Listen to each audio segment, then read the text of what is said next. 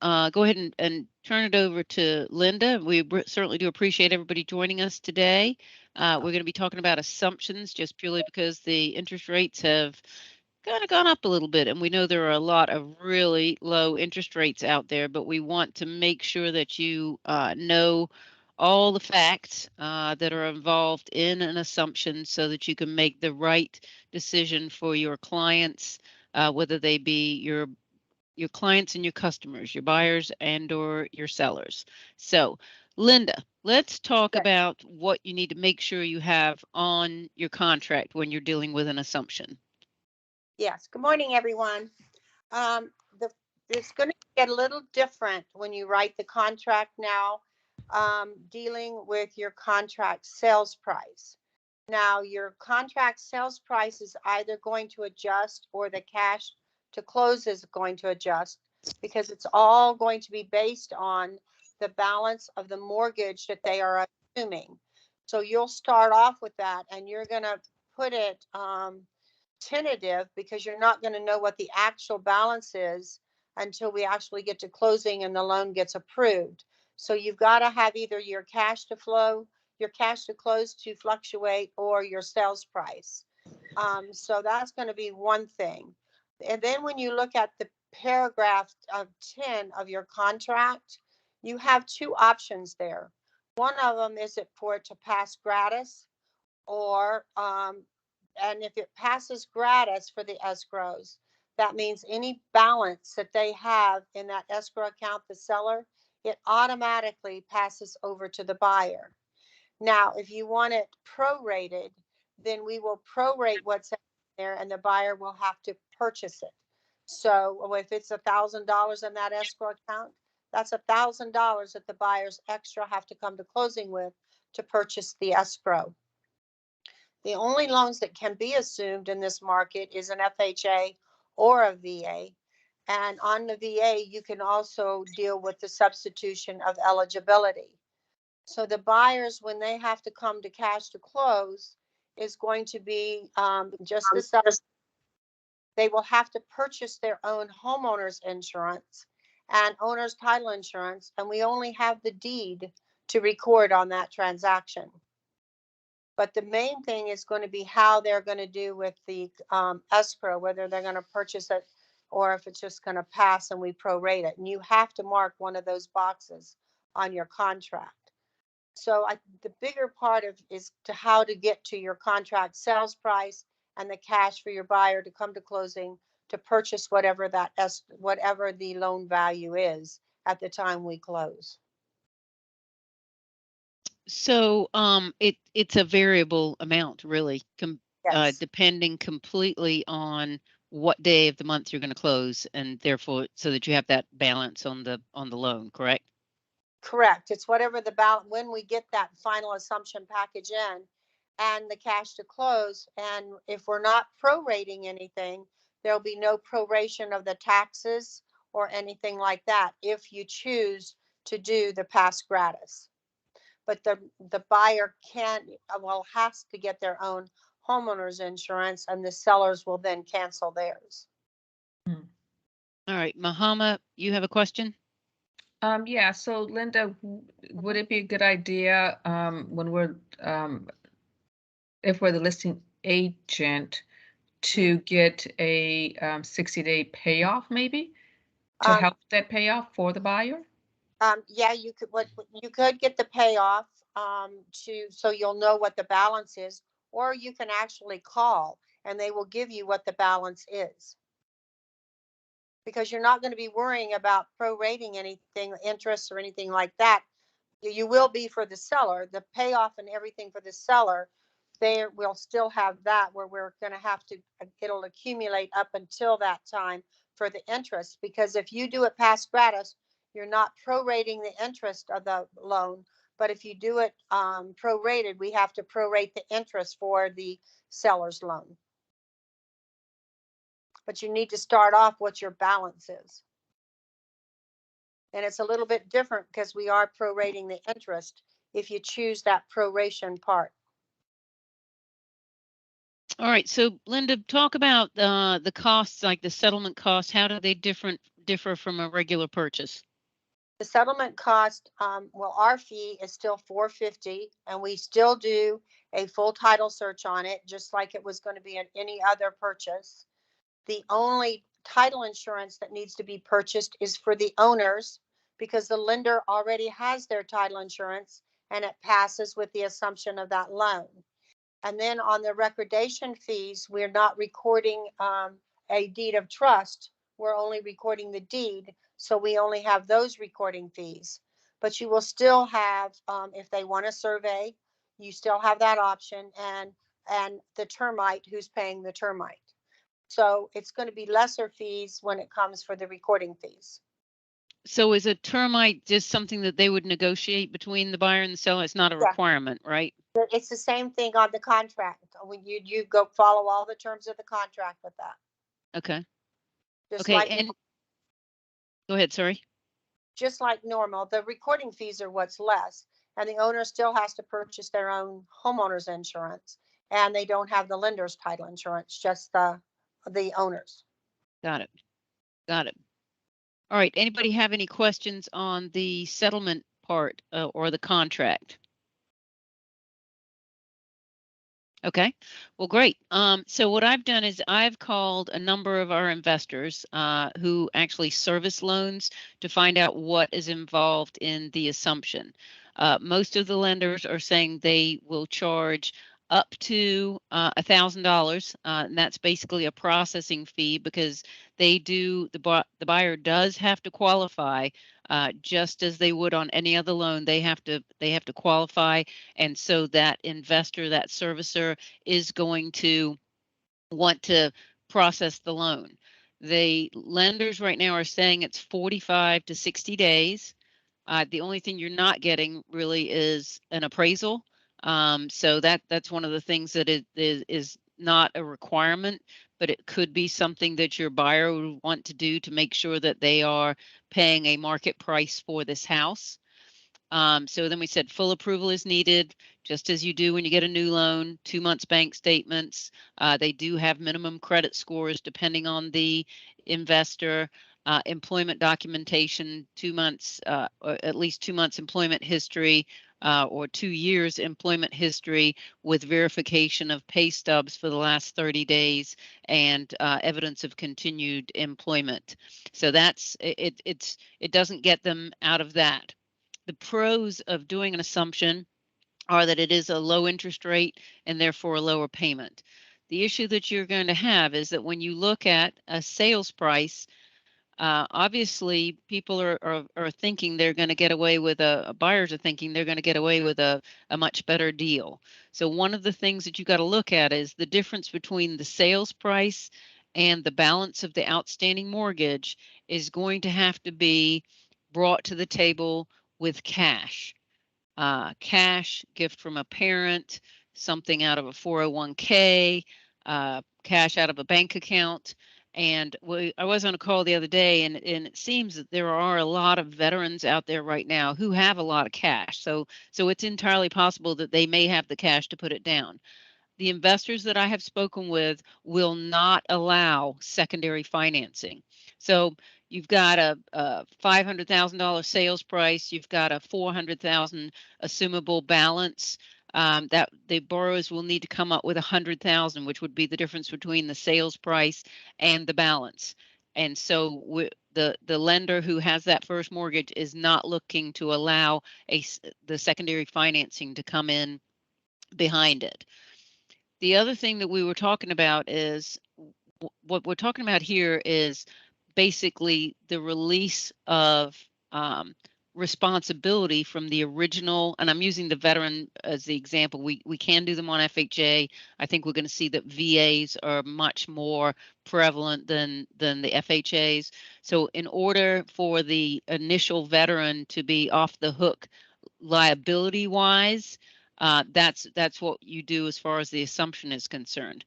Now, if that original veteran that wants to get their entitlement back so that they can go use their full VA entitlement again, then the loan also has to be sent to the Veterans Administration to provide that release from liability. So you've got twofold things here. We're talking about the financial liability on the assumption, and also whether or not that seller veteran wants to get their entitlement back.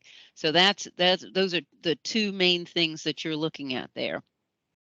When we look at the cons of this transaction, the control of the transaction. You can't call Sarah up and say, "Hey, one of your loan officers is dragging their feet. Can we get this loan closed?" And I say, "Yeah, no, I can't help you because this is some investor with some toll-free number." So you're going to lose a little bit of control there. Time frame. Right now, we're definitely still in a seller's market. 45 to 60 days. I know we're turning them around in 3 weeks max right now. I mean, that's how quick we're doing closings right now. So you're not necessarily your seller is not necessarily going to be happy if it's going to take 45 to 60 days. The down payment needs, as I mentioned, they need to come up with cash between the sales price and the outstanding loan balance. And the secondary financing is not allowed. So these are all things to take into consideration. It's absolutely a time where you're going to want to get with your loan officers to make sure that they can run the numbers for you. So we can run the numbers and say, hey, if we did a first mortgage at 5%, they can borrow 100% if they're currently veteran buyers. Oh yeah, I should remind me to come back to the substitution of eligibility.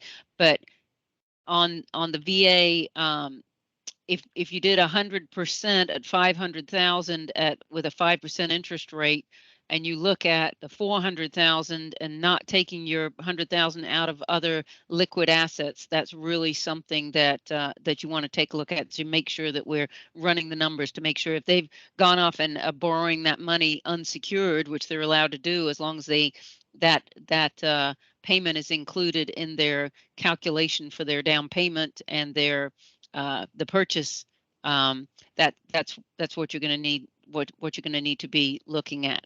So a substitute, if you go back to the two things, one again is the financial liability of getting the veteran seller off the hook financially.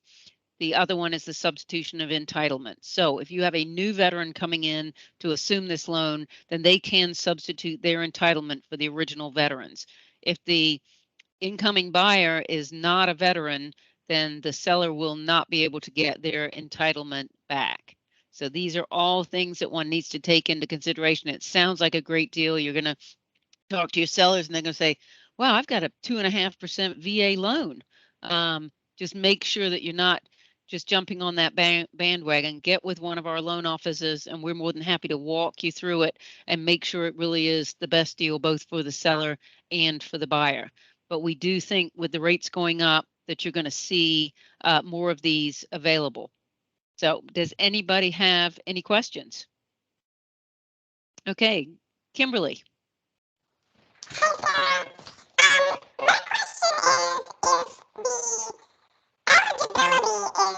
Wait, hold on, Kimberly. You sound like you've just inhaled a helium balloon. That was Kimberly. There's something wrong with your voice.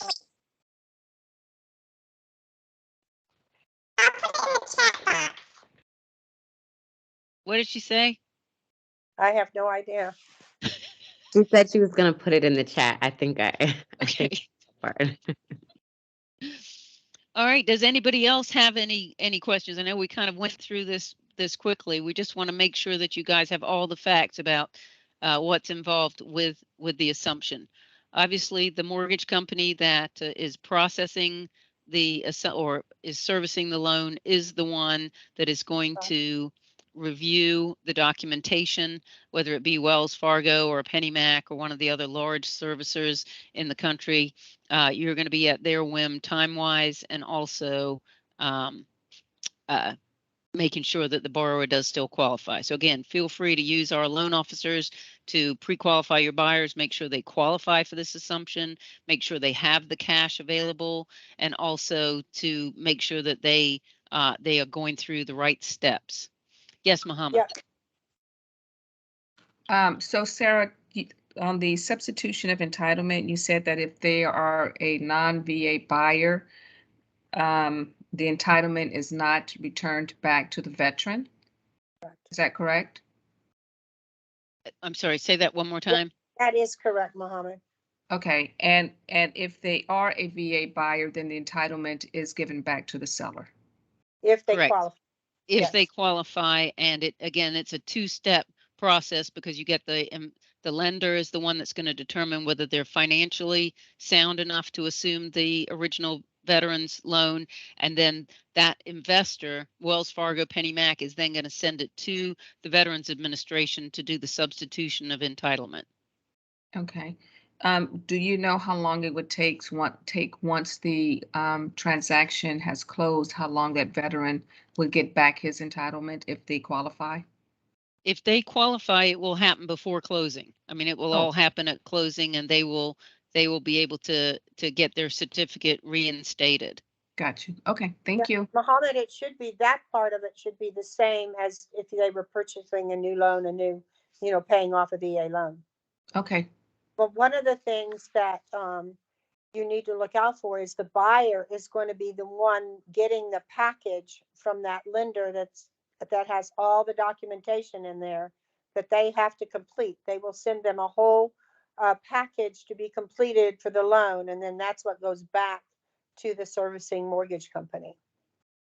So they'll be the ones completing it, not a loan officer.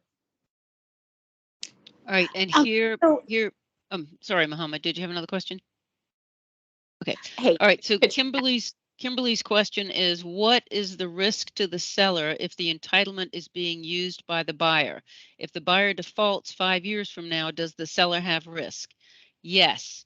If you've got two issues, that if the veteran seller just lets his entitlement go and that loan is defaulted on, the veteran seller will not get back his entitlement.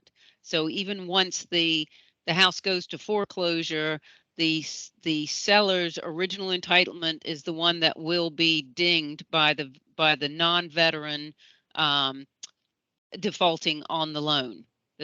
Hopefully that makes sense. So that's your risk there. And also, because the veteran's entitlement is tied up in that original property, they are not able to go back and use it again. I mean, they might have a partial, but they're not able to go back and use that part of the entitlement that they've already used. Hey, Sarah.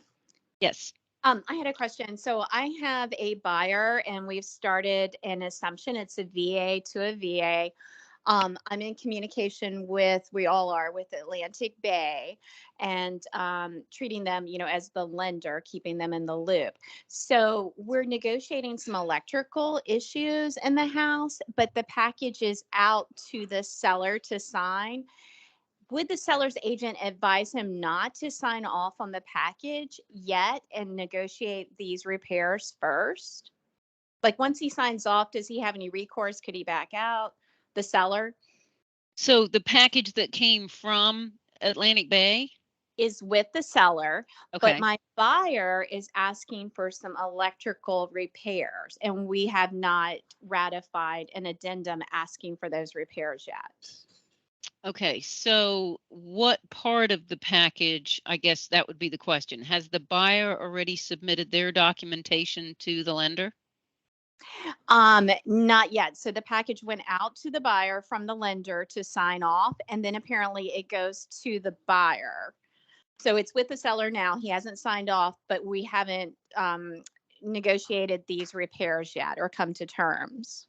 So I'm like, order of operations, should you ratify a PICRA, so to speak, and then everybody signs off on the package deal, or do you sign off on the package to get the ball rolling for sake of time?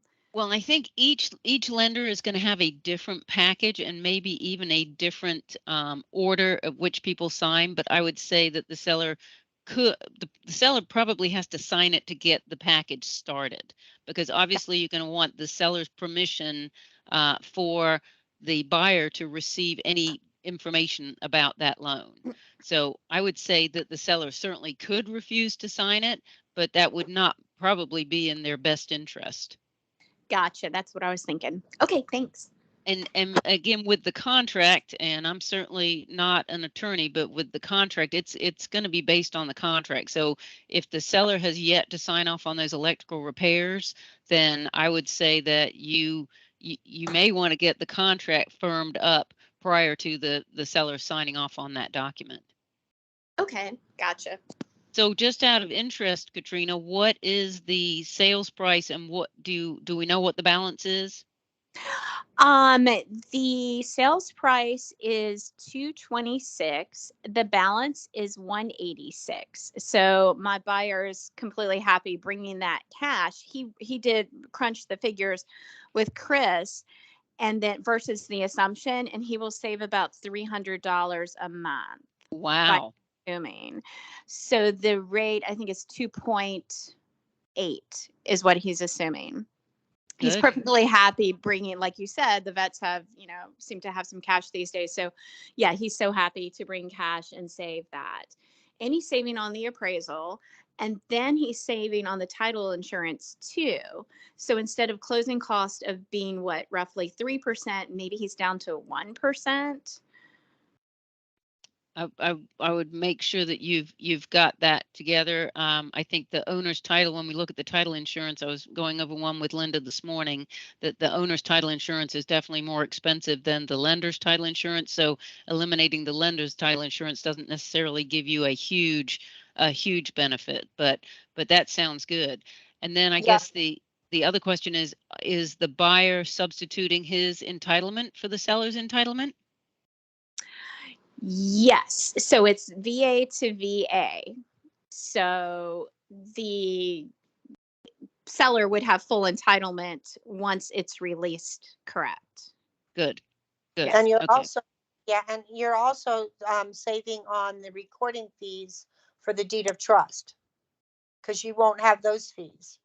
Do you think it would go from 3% to 1%? Linda?